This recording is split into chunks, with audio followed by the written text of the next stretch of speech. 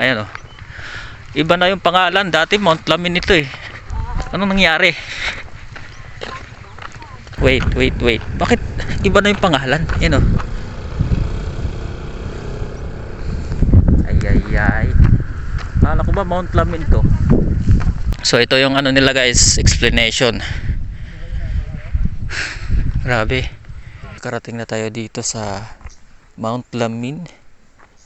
Ayan po yung Mount Lamin guys. As you can see, malayo, medyo malayo dito. Ayan, pero may mga tao. Ayan.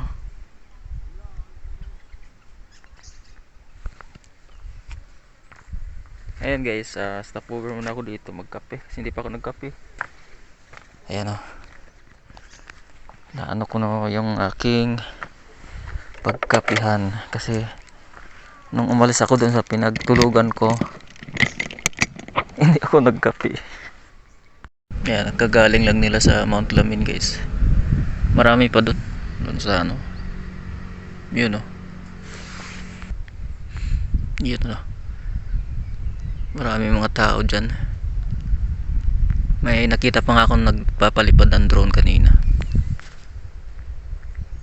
Groove. Sana wala ako solo. Pero sanay na ako sa solo eh. Okay, so dito tayo ngayon sa Mount Lamin. Ito yung sikat na dinadayo ng mga motorista. Ayan o. Medyo tanghali na ako. Alas 9 ngayon. Marami pa rin tao. Ayan o. Ayos o.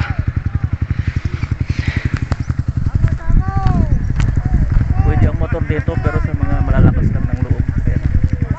Yan si kuya natakot siya eh. Gado din kasi.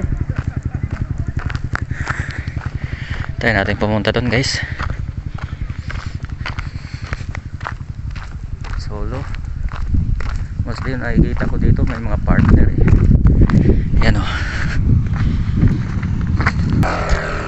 Yan, naka ADB. Itong isa Honda Click 160 oh. Pwede dito kung gusto nyong umakyat. Punta kayo doon, pwede.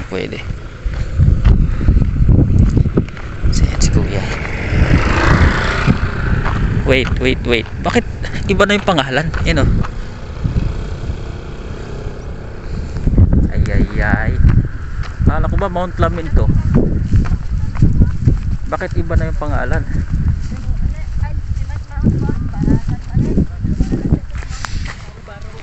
Confusing to ah. Kasi dati ano to? Ayan oh. Iba na yung pangalan. Dati Mount Lamin ito eh. Anong nangyari? Nako. Ito yung tinatawag ko guys na dispute. Area of dispute kasi Karasi at saka Pitik. Hindi ko lang alam kung bakit nagbago yung pangalan. Kasi sanay akong tawagan itong Mount Lamin eh. Ayan na siya guys. Ayan o. Dating Mount Lamin, ngayon Mount Barasan na. Karasi. So hindi na siya. Ano to? Noon? Lamin. Oo. Anong nangyari? So ito yung ano nila guys, explanation. Grabe. Si Mount Lamin yung pinupunta ko kasi nagba-viral sa social media. Ngayon hindi naman si Mount Lamin yung abutan ko, Mount Barasan. Okay. Tara natin makarating doon. Paalam Mount Lamin. Barasan ka na pala ngayon. Paalang hiya. So binago nila yung pangalan dito. Siguro may mga basta i-screenshot nyo na lang yung binidyohan dun kanina, yung rason kung bakit nagiging Mount Barasan. So dati kasi sanay kaming tinatawag itong Mount Lamin. Actually halos every week umaakit ako dito. And then na-surprise lang ako ngayon kung bakit nagiging Mount Barasan na instead of Mount Lamin. Ayan, dito na ako sa paborito kong spot. Dito ako palaging nagpapalipad ng drone. Alright.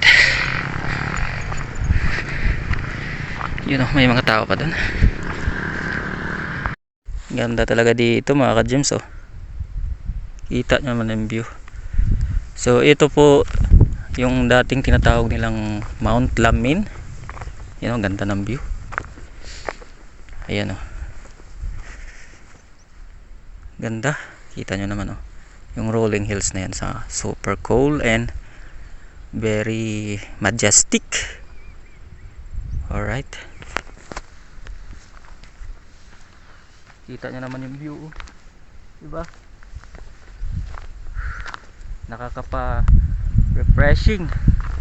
Lalo na pag stress ka, maganda dito, aakyat ka dito guys. Yan oh, ganda. So ngayon medyo tanghali na, mainit na dito kaya wala. Ako na lang isa. Actually may kasabay ako kanina, marami saan, umuwi na yung iba. So bakit ko nasabi nga dating Mount Lamin? Kasi pinalitan po kasi yung pangalan nito. Pakita ko sa inyo guys ha. Ayan na siya na ngayon oh, Mount Barasan na. Karasi, ancestral domain. So hindi na siya sa Pidig. Alright, so ito po yung explanation nila guys oh. So paki-screenshot na lang. Hopefully klaro dyan sa ano, sa screen. Ayan po yung explanation nila oh. Ayan. Mount Lamin. From Mount Lamin to Mount Barasan. Alright. That's all for today's video mga ka-gems. See you in my next. This is Jim PH signing up.